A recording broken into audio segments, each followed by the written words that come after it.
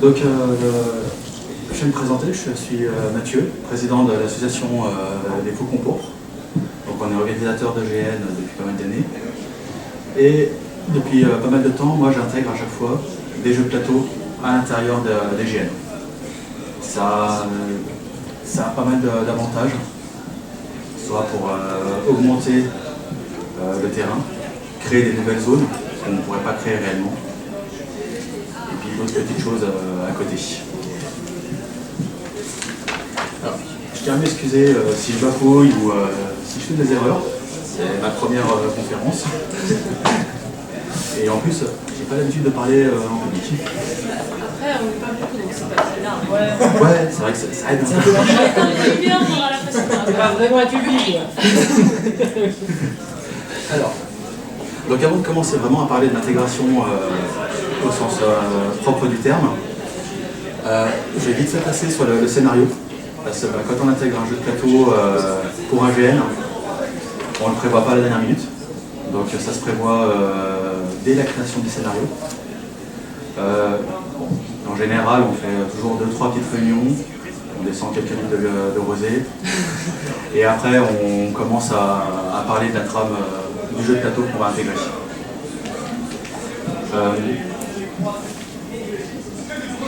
Alors ce qu'il faut bien penser, c'est que quand on va mettre un jeu de plateau sur le GN, il faut qu'il ait un but précis. Si on le fait juste pour le plaisir, parce qu'on aime faire des jeux de plateau, on fait un raté automatiquement. Parce qu'il faut penser qu'il y a des joueurs de GN qui ne vont pas faire de jeux de plateau. Donc il faut qu'on puisse trouver une approche pour qu'ils puissent intégrer le jeu de plateau et prendre plaisir à jouer.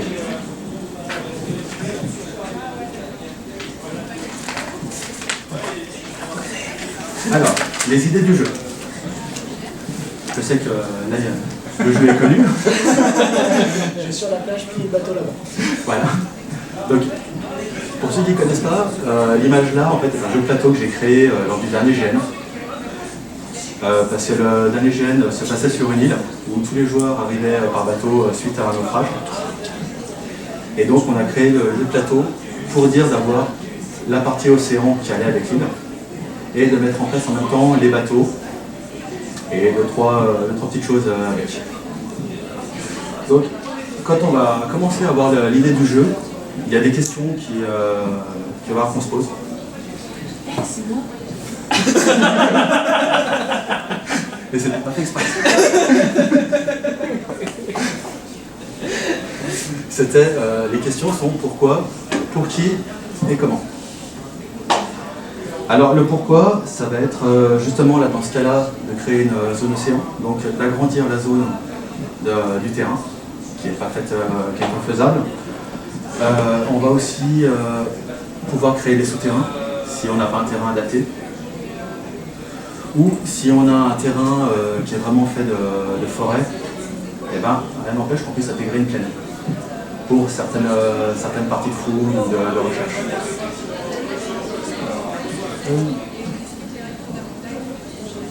Après, il y a pour qui. Alors, pour qui, c'est est-ce qu'on va intégrer, par exemple, les 100 joueurs du GN dans le jeu de plateau? Est-ce qu'on va en choisir 10 à travers l'intégrité du GN? Ça, c'est des questions à savoir à l'avance. Parce que la préparation va pas du tout la même. Parce que pour 100 joueurs, on va simplifier un maximum pour dire qu'une partie puisse durer au grand maximum 5-10 minutes à chaque fois. Que si c'est pour 10 joueurs, 20 joueurs, on sait qu'on peut prendre une demi-heure de jeu. Après, suivant les cas, je déconseille d'aller au-delà d'une demi-heure. Parce qu'un GN, c'est quand même court. Et on a autre chose à faire en tant que joueur. Bon, après, on peut très vite déborder. Parce que moi, par habitude, j'ai une tendance à laisser aller avec les joueurs, parce que je prends beaucoup de plaisir. Puis je sais que les joueurs ont une tendance à prendre beaucoup de plaisir aussi. Donc on a une tendance à déborder. Mais si c'est trop strict, si c'est vraiment des règles strictes, dans ces cas-là, il faut se baser maximum une demi-heure. Ensuite, le comment.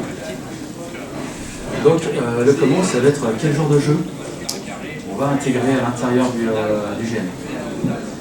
Parce qu'on peut très bien intégrer un wargame, comme Warhammer. Le problème qu'il va y avoir là, c'est des déplacements au centimètre, ça va être long. Des lancers de dés en veux-tu, en voilà. Donc c'est pas super intéressant, mais ça peut être faisable avec des règles simplifiées. Après, il y a des jeux comme Descent. Si par exemple on crée un souterrain, bah, ça permet de créer le plateau en même temps que le jeu avance, ce qui fait qu'on garde quand même les joueurs en haleine et puis ça donne un côté sympa. Ou alors, moi c'est le système que j'utilise, c'est le système hexagonal, comme on peut trouver dans Mémoire 44, parce que ça reste des déplacements simples, on se prend pas trop la tête, et ça permet d'avoir des règles ultra simplifiées, avec pas mal d'ouverture de jeu. Avec un mec dedans, tout articulé avec des bras.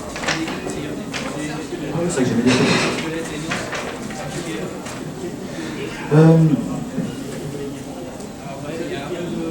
Des fois, c'est un peu mélangé, ça peut aussi faire du post-apo.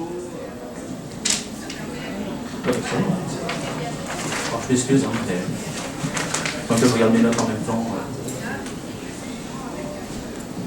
Alors, ensuite, on va voir les règles du jeu. Alors, les règles du jeu, on a tous tendance à soit utiliser des règles existantes, mais qui sont très complexes, donc forcément on n'a pas le temps de les mettre en place. Parce qu'il faut que les joueurs puissent quand même, en moins de 5 minutes, comprendre leur système et faire ce qu'ils veulent à l'intérieur du plateau. Donc, pour les règles du jeu, moi je vais utiliser un système relativement simple. J'ai testé sur 2GN jusqu'à maintenant. C'est-à-dire que les points de vie sur le plateau seront les points de vie du joueur pour certains combats. Comme ça c'est simple, on ne se prend pas la tête. Et on va rajouter, suivant les GN, quand on les fait, on peut utiliser certains points de compétence, des points de bagarre, des choses comme ça. Et ben, ceux-là, dans le jeu de plateau, seront retranscrits par des placements ou par le nombre de jets de dés, le nombre de dés qui est attiré pour les combats. Comme ça, déjà tous les joueurs ont quand même déjà une base, suivant ce que vous faites, sur leur carte. Ils ne le savent pas à la base, mais ils le découvrent après. Après, suivant les règles, il y aura forcément des monstres à l'intérieur. C'est l'avantage du jeu de plateau, c'est aussi qu'on va pouvoir mettre des dragons ou des kraken. Forcément, un dragon face à un humain, ça n'aura pas forcément le même déplacement ni les mêmes points de vie. Donc là, on va intégrer un peu plus de dés ou des points de vie boostés pour le dragon. Mais on reste dans une limite autant réaliste par la chose, autant le but d'un jeu de plateau n'est pas forcément de tuer ses joueurs. Personnellement, je trouve ça dégueulasse si je faisais un jeu de plateau dans un GN et que je me retrouve mort. Je pense que j'en voudrais un peu aux organes.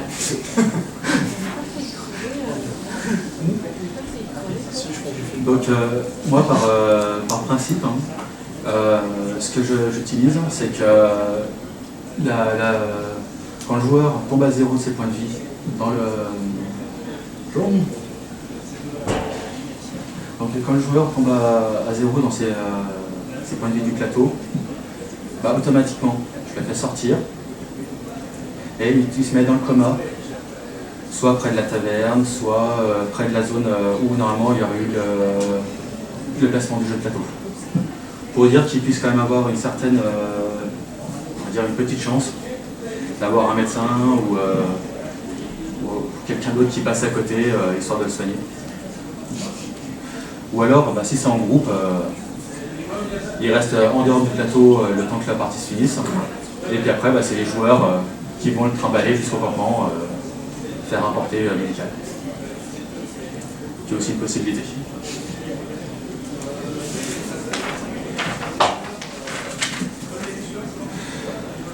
Alors, après, je reviens sur les règles.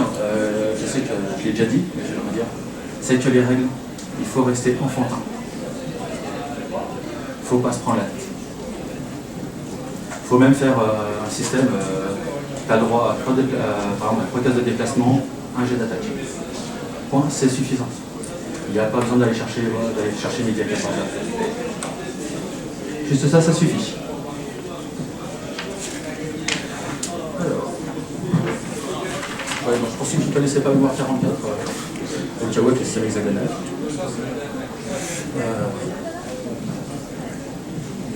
Alors, là maintenant je vais parler un petit peu de la fabrication du jeu, pour suivre. Parce que il y a plusieurs façons d'amener le jeu de plateau dans le GN. C'est soit on va utiliser une base déjà existante, c'est-à-dire par exemple prendre Descent, qui va très bien, soit prendre Warhammer. Après, moi je suis pour la fabrication du jeu, quand on peut. Alors, bien sûr, ça prend beaucoup de temps, beaucoup d'énergie, beaucoup de travail et de réflexion. Mais ça a quand même certains avantages. C'est-à-dire que déjà, suivant où on joue, on va avoir les intempéries, s'il pleut. Et personnellement, ça me ferait chier d'abîmer Descent lors d'un GN. Il peut y avoir aussi les pièces qui tombent qu'on ne trouve pas ou des choses comme ça. Donc pour ça, la fabrication du plateau et du jeu reste quand même une bonne solution. Et en plus, c'est pas quelque chose qui peut être qui revient super cher sur le principe. Alors, moi, par rapport à la création des jeux de plateau, là, c'est 2 matériaux que j'utilise. C'est le PVC qui se trouve ici, pour les pions, simplement. Parce que ça résiste une base de plastique, donc ça résiste à l'eau, ça résiste un petit peu à tout. Et en haut, pour le jeu de plateau, pour la base du plateau en soi, moi je vais utiliser ce qu'on appelle du papier Tilek. Alors, ça ne parle pas forcément à tout le monde. Le papier Tilek est un papier qui est parcheminé, mais qui a l'avantage d'être indéchirable. Et on peut le tremper pendant 2 heures dans un seau d'eau. Il ne s'abîmera pas. Et il ne perdra pas ses couleurs. Comment t'écris Le Tilek, c'est T-Y-V-E-K. C'est intéressant. Ok. Mais si tu veux, je suis imprimeur dans la vie réelle, pour en parler. Oui, parce que j'ai quelques avantages. Mais le Tilek aussi, ça permet que, par exemple, si on renverse le café ou l'hypocrase sur le jeu de plateau, un coup de chiffon, allez hop, terminé, on ne voit plus la trace. C'est des gros avantages. Après, pour les coûts, honnêtement, on peut fabriquer le jeu pour, on va dire que pour moins entre 30 et 40 balles, le jeu il est fabriqué. Donc c'est quand même pas énorme. Puis en plus, l'avantage c'est que si c'est un jeu inventé, le jeu fabrication maison, ça plaît aux joueurs, bah, pourquoi pas le présenter à des maisons d'édition. Si par chance ça passe. ça peut faire. Après, bien sûr, bah, pour tout ce qui est cartes de jeu, c'est toujours bien d'avoir des cartes des fois pour faire sortir des monstres ou des choses comme ça. Là, c'est un peu papier. Il n'y a pas besoin de s'embêter, juste un croquis du monstre, les quelques annotations pour que le joueur puisse voir à quoi il a affaire. Et puis le tour est joué.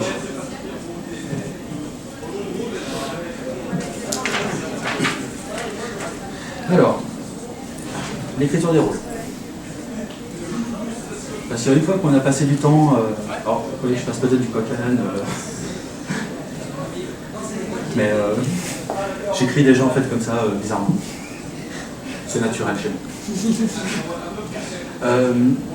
Donc oui, parce que l'écriture des rôles, en fait, quand on a déjà commencé à créer le jeu de plateau, forcément on a des rôles à écrire aussi. Donc c'était pas l'écriture des rôles, c'est surtout que le jeu de plateau va permettre de rajouter des quêtes, des petites quêtes annexes. Parce que au cas où on est en manque d'inspiration, parce qu'on vient d'écrire 60 rôles, qu'on en a un petit peu marre, les grosses quêtes, on ne sait plus comment les mettre. Donc on peut créer des petites quêtes annexes. Parce que dans le jeu de plateau, on va pouvoir créer, mettre en place des artefacts. Ça peut être sympa. On peut faire l'éveil d'un dieu. Ça peut se faire aussi, avec un petit dieu du chaos qui apparaît par hasard dans un souterrain. C'est toujours sympa. Donc c'est un moment d'écriture des rôles, ça va permettre justement d'avoir pas mal de possibilités en plus. Ça va aussi permettre de créer des quêtes, par exemple sur le jeu de plateau, maritime que j'ai fait aux années GN. Vu que les joueurs sont arrivés en bateau, il restait quand même 2-3 bateaux qui étaient bien intacts. Et vu qu'on ne voulait pas qu'ils repartent, il y a eu un joueur dans l'eau qui a eu la quête d'aller faire exploser les navires. Donc c'est une petite quête qui est pas énorme, mais au moins ça permet de donner un petit plaisir aussi aux joueurs. On a eu aussi, là par contre qui était hors quête, mais qui a été fait dans le GN, c'est-à-dire qu'on a eu un joueur qui est venu voler un bateau. Pour que lui puisse prévoir de partir plus tard. Donc le jeu de plateau justement va permettre tellement d'ouverture. Et donc, je mélange un peu, excusez-moi. Mais donc ouais, sur les quêtes, ça permet de bien mettre en place, de rajouter des quêtes facilement. Et d'être bien.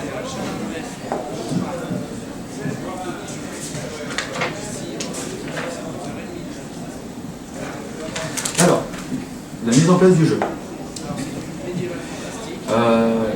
Moi j'ai essayé plusieurs possibilités de mise en place du jeu. Alors là par contre, mise en place du jeu, c'est vraiment la mise en place sur le GN en soi.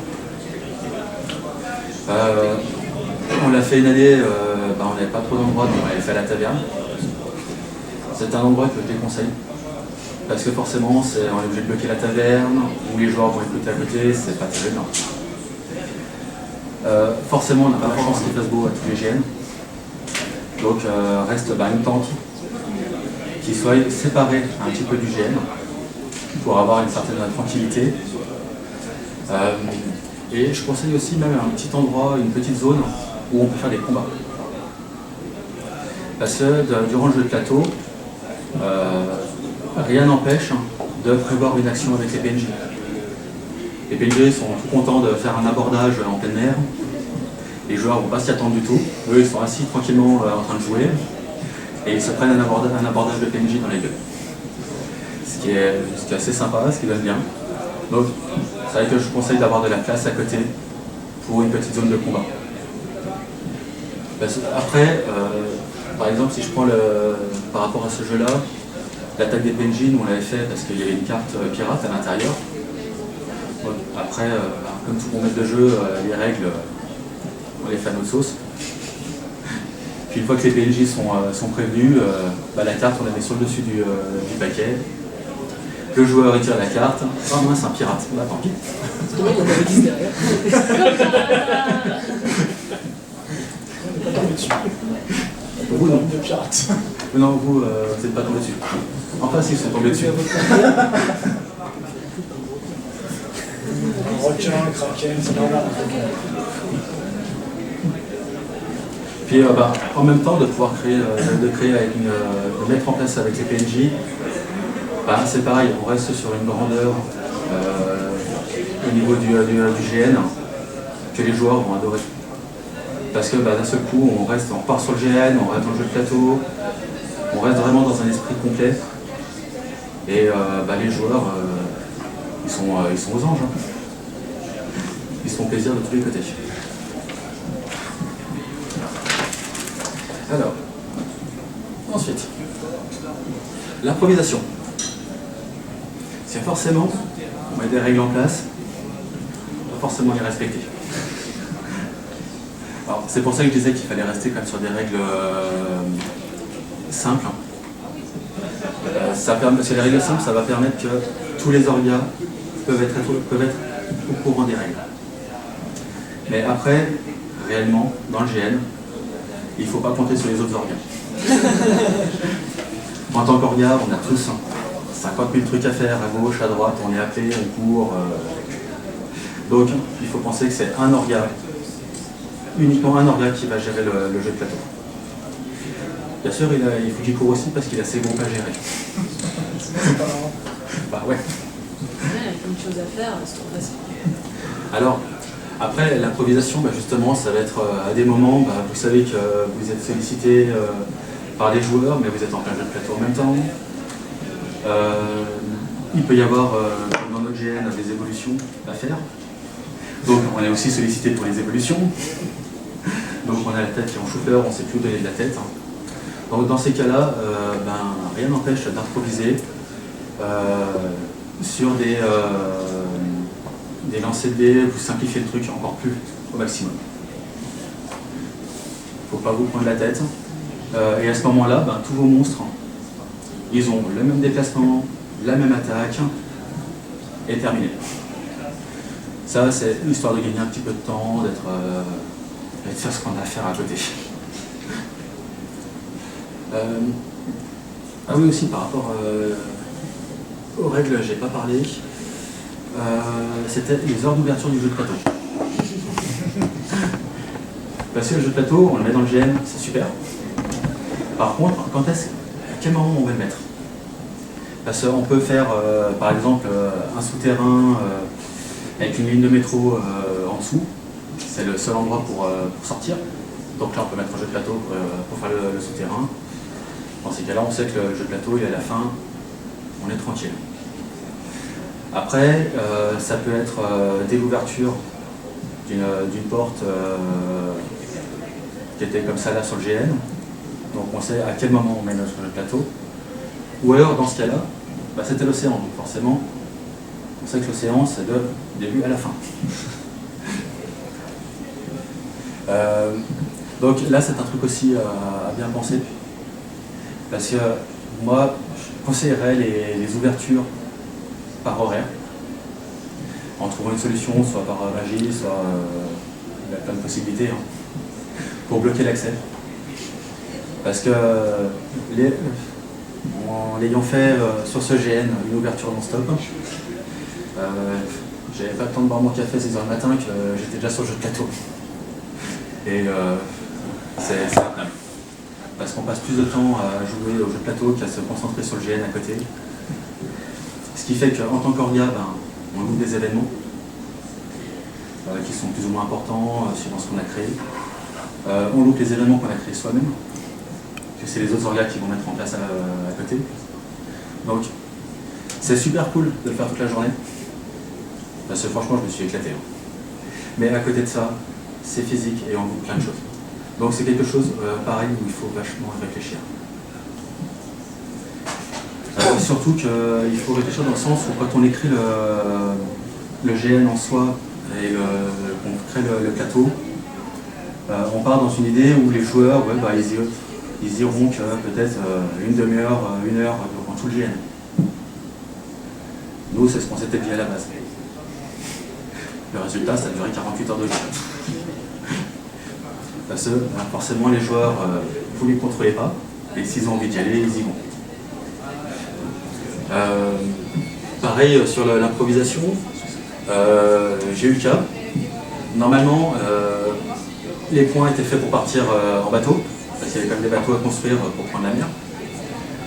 J'ai eu la joie d'avoir un joueur qui est parti à la nage. Donc, un joueur qui part à la nage, c'est les mêmes règles, sauf que les déplacements est moins rapide, forcément. Puis forcément, une galère, ils ont un bateau de 8 joueurs face à un dragon, ça peut encore passer. Un joueur à la nage tout seul face à un dragon, c'est dur. Surtout que le dragon va se déplacer plus rapidement.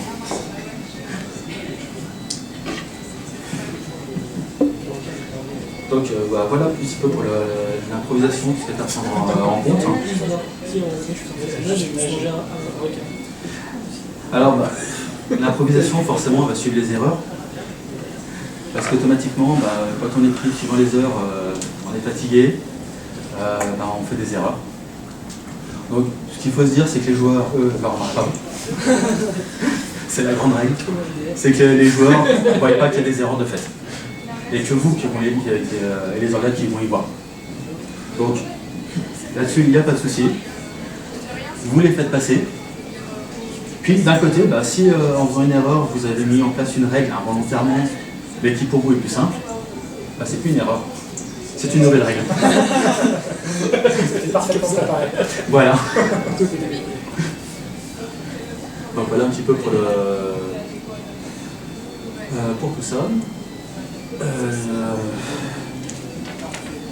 J'avais d'autres choses à rajouter.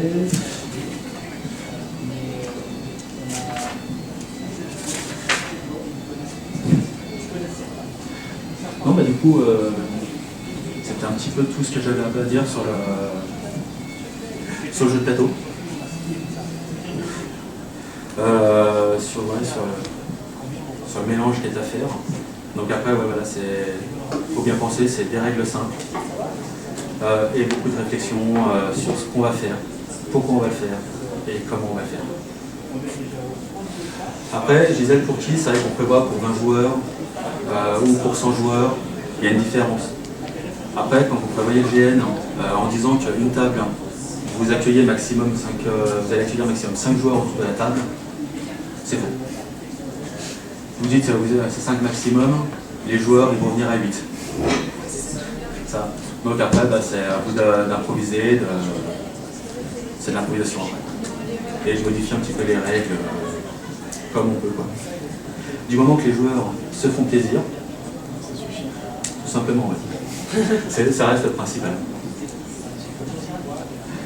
Donc bah, voilà un petit peu pour tout ce que j'avais à dire. Donc maintenant s'il y a des questions.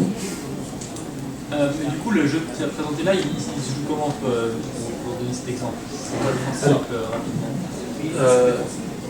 Donc le jeu là, alors en fait sur le principe des règles, c'était qu'il y avait les joueurs avaient donc des navires quand ils les avaient construits, avec des déplacements de 3 cases, plus une action d'attaque, s'il y avait besoin. Et chaque tour de jeu, en fait, il y avait une pile de cartes que j'avais faites. Et chaque tour de jeu, le joueur piochait une carte.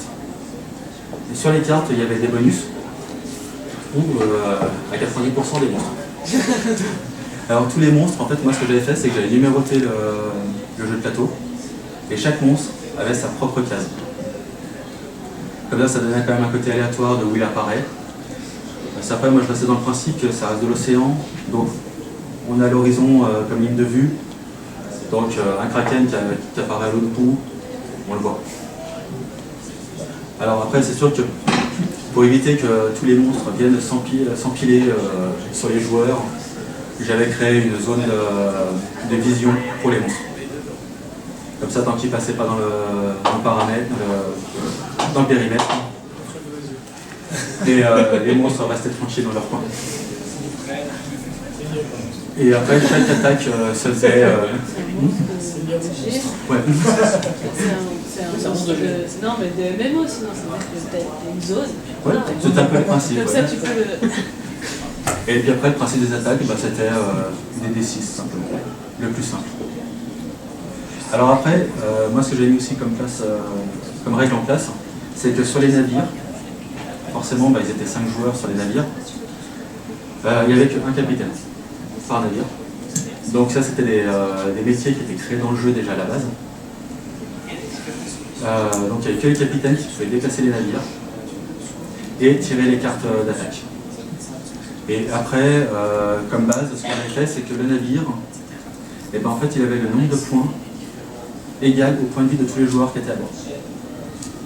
Comme ça, c'est simple. On a vite fait le calcul pour arriver à faire les dégâts, des choses comme ça. C'est assez tranquille. Donc voilà. Est-ce qu'il y a d'autres questions? Est-ce que tu vois une différence entre les jeux, on va dire, tactiques un peu comme ça et les wargames, on va dire, plus stratégiques, on joue sur des arts mondiales ou autres? Est-ce que tu conçois de la même manière? Alors, pour véritablement un wargame, c'est plus délicat à concevoir, parce que c'est automatiquement des grosses armées à gérer, ce qui n'est pas évident. Automatiquement, on va y passer des heures. C'est pas crédible le déplacement, Mais d'un autre côté, ton diplomate, il est là en train de discuter avec les mecs. Lui, à la base, il va falloir qu'il écrive un message, qu'il le mette sur un pigeon voyageur, et qu'il envoie le pigeon voyageur, et espérer que le pigeon voyageur arrive à bon port. Pour dire que les armées se déplacent. Ouais. Donc, c'est vrai que c'était pas sur du réel pur, Oui, mais toutes les heures, ça te permet de te dire, bon, bah, j'ai fait mon déplacement d'oiseau. Mais je veux dire, on n'arrivera jamais à avoir un rendu réaliste dans tous les cas à ce niveau-là. Non. En termes de durée, c'est pas possible. Ah non, en termes de À durée, moins tu qu'on fasse pourras des pas. GN de 1 mois. Voilà. Mais oui, on est sur du temps accéléré. J'ai une réunion diplomatique qui dure une après-midi. Normalement, dans la réalité, ça n'existe pas. Quoi. Voilà. Là, c'est pareil. Il faut qu'on condense. Voilà. C'est pour ça que toutes les heures, je trouve que ça reste un bon procédé. Ça permet de faire Oui, suffisamment ça fait lent maintenant, pour ouais. voir la mise en place. Voilà. Et surtout pas être surpris de voir, d'avoir l'ennemi qui a passé 3 quarts d'heure dans la salle en train de déplacer ses trucs. Et toi, t'arrives et j'ai été massacré. Voilà. Je l'ai fait, ça me fait. Alors après, c'est vrai que ça dépend des. Puis ça dépend aussi de la configuration du GN. Comme on parlait tout à l'heure, je vais prendre le cas du GN qu'on avait fait des premières versions d'Antalica. Donc en fait, c'était un GN qui était dans des ruines, dans des vieilles ruines. Par contre, le terrain, il était comme ça, tout autour. Et pour aller d'un camp à un autre, il fallait une demi-heure de marche. En passant comme ça, dans les cailloux, on n'en pouvait plus. Disons, les joueurs étaient crevés. Dans un cas comme ça, le wargame, t'oublies. Les joueurs ne vont pas faire le déplacement exprès pour ça. Parce qu'il faut penser que les joueurs, d'eux-mêmes, il faut qu'ils viennent faire leur déplacement. Si t'as pas des joueurs qui sont investis à fond dedans, il faut. Voilà. Donc là-dessus, c'est un truc que tu vas mettre en place avec la création des rôles. Parce qu'il faut que, sans faire de favoritisme sur ton GN, il va falloir que tu aies des joueurs que tu connaisses. Tu sais qu'ils font certainement déjà du wargame ou qui sont intéressés par ce type de jeu. Parce que s'ils ne le sont pas, ils ne vont pas venir se déplacer faire le jeu. Donc, suivant les GN, c'est assez délicat. Sauf quand tu connais bien tous tes joueurs. Mais bon, on ne connaît jamais tous nos joueurs complètement. Donc voilà. Est-ce qu'il y a d'autres questions? Les règles de celui-là sont accessibles quelque part sur le forum ou autre? Alors celles-ci de règles, elles ne sont pas accessibles pour le moment. Simplement parce que je suis en train de travailler dessus. Parce que j'aimerais le faire sortir en maison d'édition. Sous le nom de Antalica. Pour faire un petit clin d'œil à tous les joueurs qui étaient présents. Donc pour le moment, les règles ne sont pas... Par contre, à savoir que si celui-là, j'arrive à le faire sortir réellement en maison d'édition, il y aura les règles du jeu. Et en fin de règles, il y aura un article express sur les règles du GN. Parce que j'aimerais que le jeu ait été créé sur un GN. Donc s'il sort, j'aimerais qu'il perdure, qu'il soit conçu pour. Qu'il y ait d'autres joueurs, d'autres orgas qui le prennent. C'est super, on a un jeu tout fait pour l'UGN. Ça sera un petit peu un rêve. Pour de l'extension de zone, effectivement, c'est intéressant. Ouais, c'est beaucoup d'avantages. Le souterrain qu'il faut, des trucs comme ça. Voilà. Puis des fois, c'est vrai qu'on a des souterrains, mais le problème, c'est que les souterrains, c'est dans des forts, et c'est pas éclairé, ou c'est des zones qui peuvent être dangereuses. Donc d'un côté, créer un souterrain comme ça, on limite beaucoup de choses, on limite les dangers, déjà. Ce qui est un point aussi qui est pas mal important. Et puis en même temps, on agrandit son GN indirectement.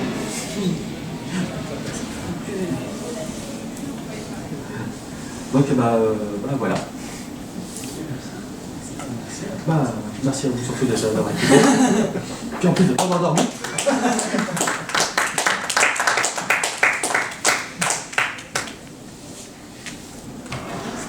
Donc si on se serait endormi, ça.